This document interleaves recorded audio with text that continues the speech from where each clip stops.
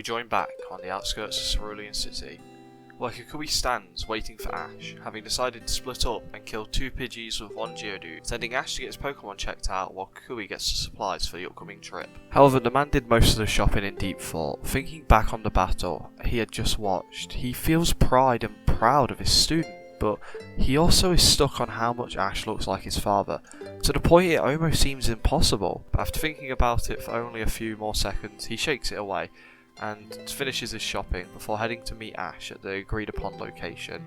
As Kukui sits at the entrance to the road which leads to Vermilion City, he sits and ponders more about where Ash's father could be, thinking to ask the boy more, maybe try and get some more information out of him, or maybe even asking his mother. However, before he can think too much more of it, the silhouette of Ash comes into view as the young boy waves down his mentor. As Ash gets closer, the pair share a smile. As the pair confirm they are both ready to leave, they head down the road to Vermilion City. As they fall back into their normal habit of travelling during the day and training at night, they soon get back into the rhythm of everything, having only really stopped for a few hours in Cerulean. While the pair travel, they come across some interesting things, one of which being an impromptu gym, which has a less than impressive win rate of 0 consecutive wins and 1 loss. Ash actually did want to still battle this gym, but when he entered it, no one greeted him, and there was no one in the tent around back, or Pokemon, so Ash decided to leave it there, not thinking much of it after that. They would later come across a group of boys bullying another, something Kukui nor Ash take too kindly to, making Kukui shout out, causing all the boys to stop. As they all turn to notice the presence of the man, they all get really excited at his sight. However, Kukui doesn't show his normal, usual calm face when meeting fans. Instead, his face is tainted with sadness and anger, something Ash is quick to notice. Kukui quickly learns what's happening, and as he does, he almost looks disappointed, telling the boys that what they're doing is wrong. Forcing him to study while running on a treadmill is horrible, and even though they might see it as helping him out, Joe might not. They could be pushing him too far, helping him when he does not want it, and more importantly, this is not the way to help him if he does want it. There's easier ways to do things, telling them that if they really wanted to help him, they would do it in a different way, which doesn't involve punishing him every time he gets something wrong. Most of the boys go white, some of them go red from embarrassment and shock and just feeling guilty all of a sudden. And soon, one kid apologises to Joe, causing another, and the rest soon follow suit. This makes Kukui smile, as he sees Joe and the boys start talking about it revising in very different ways, and how to move forward from this. Hearing how they might just start studying in the library with one another, makes Kukui wear a proud smile on his face. As Kukui then spends a few minutes taking photos and talking to the kid. After half an hour he departs, telling the boys to study hard and hopefully he'll meet them on the battlefield one day. While they walk away, Ash asks Kukui if he's alright, pointing out how sad Kukui looked when learning what had happened to the other boy named Joe. The man just sighs, murmuring how he was just reminded of something painful and terrible. Ash can see Kukui looking sad once again, apologising to his mentor, who forces a smile, telling his student it's fine. In fact, he would like to take a chance to teach Ash to never push his friends too far, always learn where the boundaries lie. After all, that could break a friendship, if not. Ash wants to ask Kukui about more, he wants to know more, but he can tell it's not the best time, and he can see the pain that lingers in Kukui's face. But, in a bit of a twist, Kukui asks Ash about his father, something which has happened before, but Ash can tell something's different about this. There's desperation behind the look sitting in Kukui's face, as Ash explains that truthfully he never really had a relationship with his father, but last he heard he was trying to make a name for himself as a trainer, but from the sounds of things he had no luck, since he nor his mother ever heard from him, so he assumes he never made it as a trainer. A hint of sadness hits Ash's eyes before he shakes it away, smiling at his mentor, telling the man that he guesses they both have some pretty sad stories, giggling a little bit to himself. Kukui looks at his student so shocked, not only at the story but his attitude towards it. Kukui smiles back, thanking his student, kind of confusing Ash at why he's thanking him, but Kukui just smiles, his spirits having been lifted. He tells Ash that his father was one of the best trainers he had ever met, so he wouldn't worry about his father having not made it, causing Ash to smile brightly. As their journey continues, they find themselves in the middle of a forest, where Ash spots a Bulbasaur and decides to chase off after it. The pair find themselves soon in a hidden garden, filled with Pokemon and a woman named Melanie. The Bulbasaur Ash had chased earlier is the defender of this place, and after speaking to Melanie for a little bit, The pair actually learn that the woman cares for Pokemon who are abandoned. Seeing this as a way to help someone out, and also to teach his students some tricks, Kukui offers to spend a day helping Melanie care for all the Pokemon, something which she happily accepts, as Kukui, with his knowledge as a professor, goes around teaching Ash any tricks he can, giving medical attention to Pokemon, how to care for Pokemon of certain types, teaching him how to apply bandages, and also giving him a quick rundown of what berries do what. This causes Ash's brain to fry a little bit, so to recalibrate it, they decide to have a bit of an impromptu training session. And all the while this is happening, Bulbasaur watches shocked at the seemingly infinite skill of Kukui. Not only is he incredibly talented when it comes to caring for Pokemon, but when it comes to battling, he's also incredible, and this makes Bulbasaur really impressed. So, after a few hours of being in the village, and Ash having learned a thing or two about caring for Pokemon, the pair start to leave, and this is when they are cut off by Bulbasaur, which has a fire in its eyes brighter than a Charizard's tail. This is something which confuses both trainers, as Bulbasaur had kind of kept its distance all day, but when Melanie explains that after her and Bulbasaur watched Kukui working all day, they talked it out and thought it would be a good idea if Bulbasaur could join Kukui on his adventure. Somewhat flustering the man, he goes to explain that Ash actually would be a better replacement for him, but before the words can even leave his mouth, Kukui locks eyes with Bulbasaur, who cries out its name. He can see the determination in the Pokemon's eyes, and it wins him over, causing Kukui to kneel down, grabbing one Pokeball in his hand and telling Bulbasaur that he plans to become the champion of Kanto and one of the strongest trainers in the world. So, if he wants to join his team, he has a lot of training to do to catch up with the rest of his team. Asking if Bulbasaur is willing to do this, the mon nods its head, as both smile looking at one another when Bulbasaur slaps the Pokeball with its vine, confirming the capture. And all of a sudden, Kukui remembers he has 6 Pokemon. So using his Pokédex, he sends off another Pokemon, and adds Bulbasaur to his current party, all the while showing Ash how to do this, in case he's ever in a situation when he has more than 6 Pokemon. But, with the capture made, they continue on their way to Vermilion City. As they make more ground towards the city, Kukui starts training Bulbasaur alongside Ash's Pokemon, in hopes to help it catch up with his current roster, while also realising Bulbasaur is around the same strength as Ash's team, so it's a good way to train up both. And also, it lights a fire under Ash's belly to make sure he gets a grass type. Seeing Bulbasaur's tricky way of fighting really interests Ash, so he wants to make the most of it, so he hopes to add a grass type to his roster soon. One day after training, they are travelling down the road once more, and they come across something weird, a massive rock with a Charmander sat on top of it, a Pokemon Ash is quick to recognise as one of the Kantos starters. Instantly his gut tells him to capture it, but he sees the Pokemon's very fatigued and injured. Ash isn't sure what's going on, but hesitates now, allowing Litten to jump up to the rock and approach Charmander in a friendly way, but the lizard takes this less than kindly, as it fires off a weak-looking ember towards the kitten. However, thanks to the attack being weakened and Charmander looking quite tired, Litten's easily able to avoid the attack, now standing ready to fight, but Ash calls his partner off as Litten jumps back towards its normal perch on Ash's shoulders. Charmander sits there growling, clearly now in defense mode, and Ash looks towards his mentor asking what they should do, but Kukui can tell that this Charmander doesn't want their help. However, Kukui doesn't feel good about leaving a Pokemon in that sort of condition, so he decides to meet it in the middle. Reaching into his bag, he pulls out a bunch of berries. Asking Ash which one should be used to give this Pokemon some energy back, he points out the Orange Berry. Kukui gives his student a small smile as he places the berry up on the rock, telling the Pokemon to keep its strength up before turning to his student and saying that they should leave the mon to itself.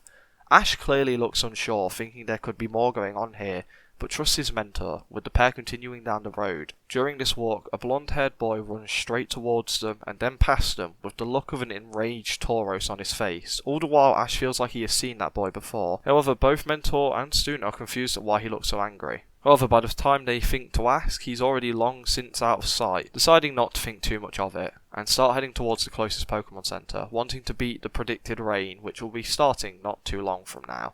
As they make it to the building, they head inside, looking forward to sleeping in a warm bed for a change. And as they walk in, they are met by an unusual sight of not being stared down by every trainer in the building. Kukui at first thinks this is just because it's a smaller Pokemon Center in the middle of nowhere, but as they start making their way to Nurse Joy, they spot a big group of trainers gathered around a blue-haired boy, and through the conversation they learn the kid's called Damien. And as they are walking by, all but unnoticed, they hear this Damien start talking about abandoning a Charmander, causing Ash and Kukui's eyes to widen, At hearing this, Ash goes to move towards the trainer. However, his movement is stopped by Kukui, grabbing him on the shoulder, wanting to hear what else is said. So the pair stand deathly still, listening to every word that comes out of Damien's mouth. They hear how the trainer abandoned it for being far too weak for an ace trainer like himself. Ash, enraged, feels his fist tightening, while Kukui also feels the same.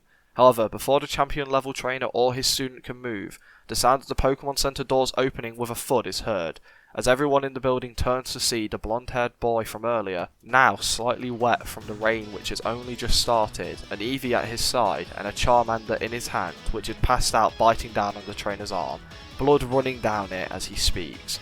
The blonde-haired trainer doesn't waste a second, rushing straight towards Nurse Joy, asking for her to help them on out, and while Nurse Joy tries to pry Charmander's mouth off of the kid's arm, the boy whispers something to his Eevee as the Mon scurries off into the Pokemon Center, unseen. After a bit of trial and error, they manage to get the Charmander off the boy's arm, causing Nurse Joy to rush off with her Chansey into the building to start giving some attention to it. With Kukui realising there's blood running down the kid's arm, he goes to find his bandages in his backpack, but before he can find anything, the blonde-haired boy has walked past him and moved straight towards Damien. Within a second, he has pulled the boy off the couch by his collar, saying that Damien is a terrible trainer for not only abandoning that Mon, but also having the nerve to lie straight to its face about returning to it, telling him that Charmander was so loyal it took everything him and his Eevee had to get that Pokemon to move, and if he hadn't gone, that Pokemon would still be sat out there in the rain waiting for its pathetic trainer to return. Everyone sits in stunned silence before Damien manages to stumble out a few words trying to defend himself, but the blonde-haired boy just calls him a terrible trainer once again, and then throws him back onto the sofa where he was sitting. The blonde-haired boy moves away, telling Damien that he feels sorry for any Pokemon under his command. With that said, he turns around and starts walking away, heading to the emergency room waiting area. All the while, Damien stands there shocked and annoyed, and then the anger hits, as he stands up reaching for one of his Pokeballs when his hand is grabbed by Kukui, making the boy turn pasty white at the sight of the champion. Kukui tells the kid that it would be in his best interest to step away and maybe reconsider what he's doing. Damien, now face to face with a champion level trainer, goes more silent than ever before, so he just quietly moves to a corner of the Poke Center where he moves his hand off his Pokeballs. While Damien walks away, Kukui gets caught up in talking to the other trainers, not noticing his student walking away towards the blonde trainer. As the blonde trainer heads out to sit in a waiting area where he can watch over Charmander, he's followed by Ash and Eevee, with it walking in, currently holding a Pokeball in its mouth. Eevee, being a few paces ahead of Ash, jumps up to its trainer's lap and hands over the Pokeball, getting it some strokes from its trainer, before it starts licking the puncture marks where all the blood's coming from, trying to help clean its trainer up. However, it's when the sound of someone speaking up asking if he would like some bandages causes Eevee to turn and growl, making Ash's litten hiss back for a few seconds, before the blonde-haired boy and Ash shush both Pokemon. The blonde-haired boy says he'll be fine, lifting his hand up, showing that it's not too bad, only to cause more blood to pour out of his hand than expected. This makes Ash walk forward, forcing his help this time, and the reluctant trainer just accepts it, extending his arm outwards towards Ash. And thanks to Ash knowing how to do basic first aid, he's able to clean up and start bandaging the wound. While bandaging it, the trainer introduces himself as Ash, asking if the other trainer remembers him from their brief meeting in Pewter City, causing the fellow trainer to look at Ash a little bit intently before nodding his head, staying silent for a few seconds before quietly introducing himself as Gladion. Ash gets a bit excited, saying that what he did for Charmander was amazing. Gladion doesn't say much, only that he hates people like Damien, and then murmurs something about abandoning the people you should protect. Ash didn't get all of it, but he can see Gladion's fist clench up tightly, making Ash want to change the subject. As he goes to speak, he notices a bracelet around Gladion's wrist, which Kukui also has. He finds it a bit strange, but doesn't think much of it. As he finishes up tying the bandages, he tells Gladion that he's happy he did go save Charmander. If he had realised that the Pokemon had been abandoned like it had, he would have saved it earlier when he had passed by it, but he hadn't even realised, so at least Charmander had someone watching over him. Saying this with a soft smile, Gladion thanks the boy for the compliment and for the bandages, but asks if it'll be alright if he could be left alone. Ash is a bit confused, but he can see that Gladion clearly looks stressed, and unsure of what to say or do, he decides to follow the wishes of the other trainer, telling him that they should definitely hang out tomorrow, and maybe, if Gladion's up for it, have a battle. After all, he knows he's on the gym challenge, since he fought the Pewter City gym, and heard he was really strong, so they must have a battle tomorrow. This gets a less than excited look from Gladion, but he just waves it away, and Ash, being a bit naive, takes this as a yes, telling Gladion that he'll see him tomorrow as he starts to walk away. All the while, Gladion stares at Ash as he walks away from the room, wondering if that kid could really be the student of Kukui. Back out in the main room, Kukui has managed to break away from the crowd of people. All the while, Damien is still in the building, hiding in a corner, having only stayed to avoid catching a cold. However, the boy is currently shifting through his backpack and pockets in search of something. With Ash and Kukui meeting back up, Kukui asks Ash where he went. The trainer then explains how he went and bandaged up Gladion and tried to get to know the trainer, but the boy was being very silent. However, Ash, remembering back to what he saw on Gladion's wrist, asks Kukui about the bracelet he always wears, causing Kukui to look at his Z-ring, realising he never actually explains to Ash what it is, and laughs to himself, saying that if Ash wants to know, it would be easier to show him than explain to him, telling the boy to follow him outside.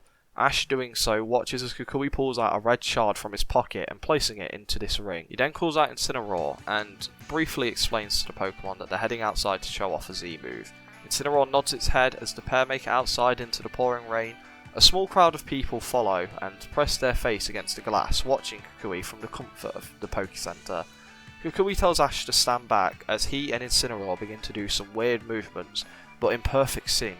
Each movement they do causes a bright red aura to emit from Kukui as it slowly begins to connect itself to Incineroar. With each pose struck, there is a burst of flames which erupts from them, and eventually, after extending their arms out and grasping their wrists, the shout of Inferno Overdrive is heard, as Incineroar then fires out a giant burst of fire. Erupting from the torso of the Pokemon, the heat causes the rain to stop for but a moment, as the attack then is fired into the sky, reaching the clouds and exploding, destroying the clouds above and creating a clear night sky for all to look at. As Kukui and Incineroar look towards Ash and Litten, they both give a grin, Kukui saying that what he just witnessed is called a Z move, an Alola region special and the thing which will help him defeat Lance, regardless of what's thrown at him.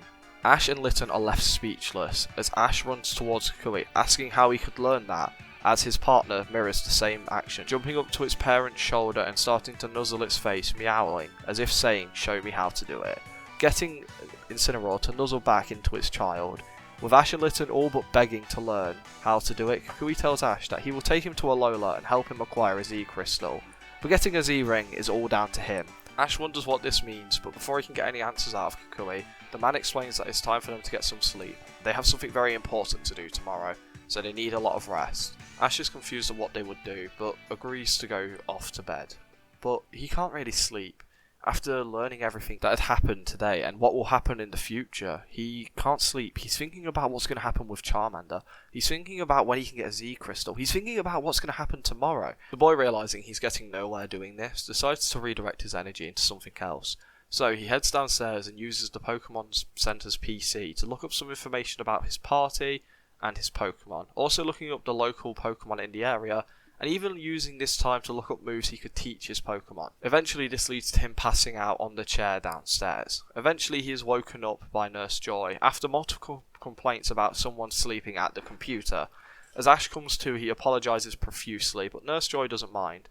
As Ash asks how Charmander is, the woman explains that the Pokemon made a full recovery thanks to it getting in the building before too much damage was dealt. But thanks to it not being too hurt, it was discharged this morning and actually left on its own accord. But it was followed by that blonde-haired boy who brought him in, wondering if the boy's its trainer or something. Hearing this, Ash is happy to hear that Charmander's okay, and it seems that Gladion went alongside it. So not thinking too much of it, he apologises again for falling asleep at the computer, before heading off to look for his mentor. Having gotten a bit used to Kukui now, he knows the first place to check will be the cafeteria, and with any luck he is actually there. With Ash finding him, he sees the man sat down, fully packed and having eaten. However, he has a somber look on his face, and even when he swats his student, his expression doesn't change. Ash approaches and apologises for sleeping in, but Kukui just waves this away, having gotten used to this over the multiple weeks they've been travelling together. As Ash starts eating, he explains that he'll eat quick so they can hit the road fast, and they can make good time to Vermilion.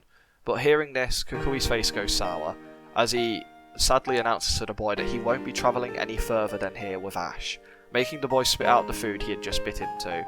Asking what his mentor means, Kukui apologises for dropping this all on him so suddenly, but he explains that when they started travelling together, he had a set goal in mind. Make sure Ash could battle, make sure he knew type matchups, make sure he could care for Pokemon, and make sure that he was ready to travel on his own. And Ash has ticked off all of those boxes much sooner than Kukui was ready for, and it has kind of caught him off guard. So he wants to use this time, now that Ash is ready and able to travel on his own, to start his own training for the battle with Lance, which is only 2 months away. He wants to make sure that his own Pokemon are more than 100% of capacity, so that he stands a chance against Lance. But to get his Pokemon to the point where they're beyond their limits, Kukui has to specialise each and every one of his Pokemon's training, and he has to do it when there's no distractions. And as much as he has loved every second of travelling with Ash, it has been a true joy and a real good time for Kukui. He knows that right now, if he falls once again right at the finish line, he might not be able to get back up, so he needs to make sure his training is perfect.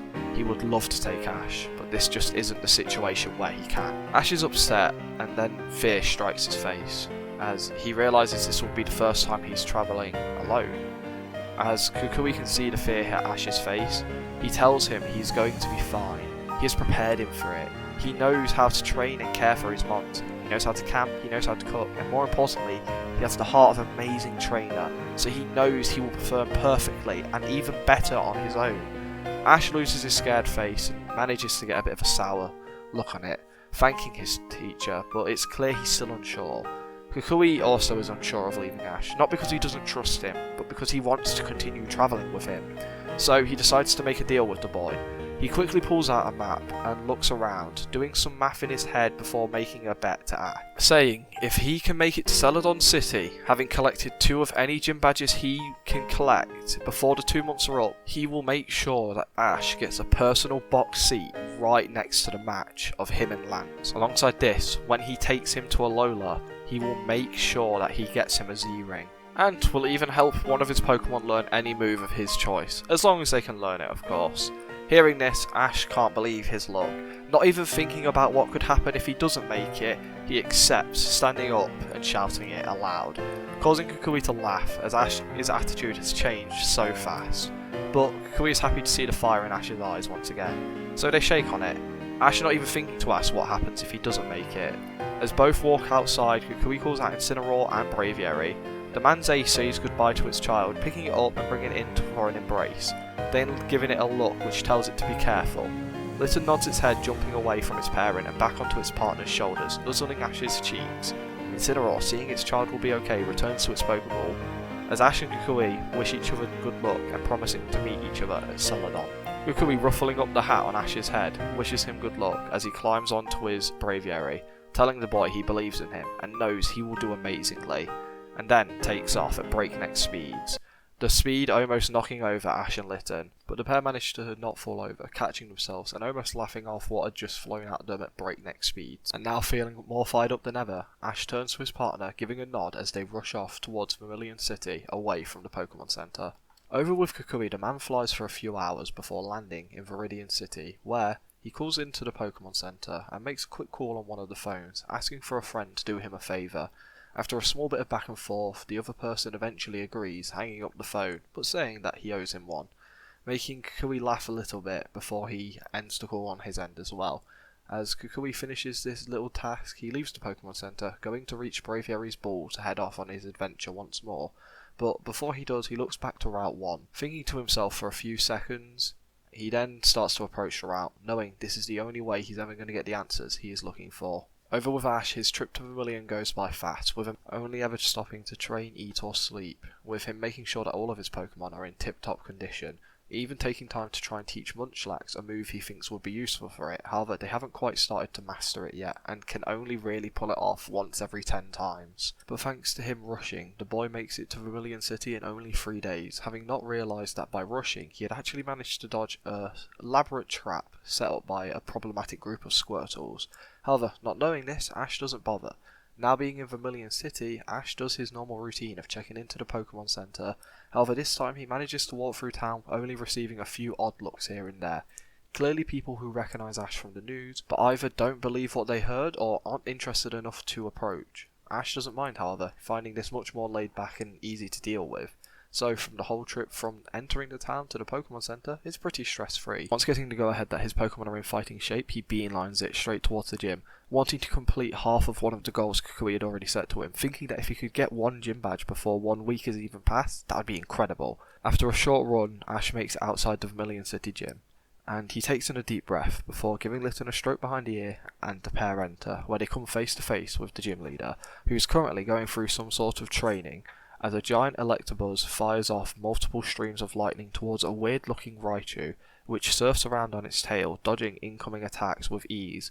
Ash watches for a few seconds as the Raichu effortlessly dodges all incoming lightning based attacks, before the gym leader eventually hears Ash gasp loudly at Raichu dodging an attack which looked like it was going to hit. Once spotting the boy, however, he takes a few seconds to stare him down before grinning like a crazed Gengar. He shouts out to the boy, saying that not only has the quality of trainers he has fought recently gone up, but now he gets a shot at the future champion student. Things could not be going any better.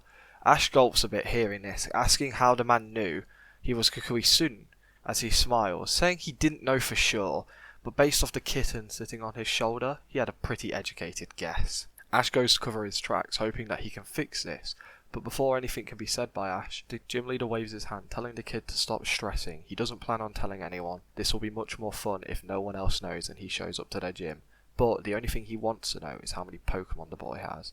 Ash, feeling a bit more relaxed, answers with 3, causing the gym leader to smile with excitement as he announces to the kid that if he's here for a gym battle, the rules are going to be very simple. A 3-on-3 battle, each side battle until they run out of reusable Pokemon. Ash is allowed to switch between his entire team while he himself is not, and the last rule is very simple, that he should be able to follow it easily, and that's to make sure this match is as interesting as possible and to prove that he's worthy of being the champion student. Ash, hearing this, feels a bit of doubt. He isn't even sure himself why Kukui chose him, other than his connection with his father. However, he shakes his thought away, telling the gym leader that he has a deal, declaring that he won't lose to anyone for Kukui's pride. Hearing this, the man grins wildly, as they both reach for a Pokeball and throw it towards one another with all of their might. But that is where I'm leaving this part. I hope everyone really enjoyed this part, because I enjoyed writing it, even if I rewrote it about 100 times. That all being said, I hope everyone has a great day or a good night, and hopefully you're looking forward to the next part, which will be a bit longer than most of my other what ifs, and that will be fun to write for. Have a good one.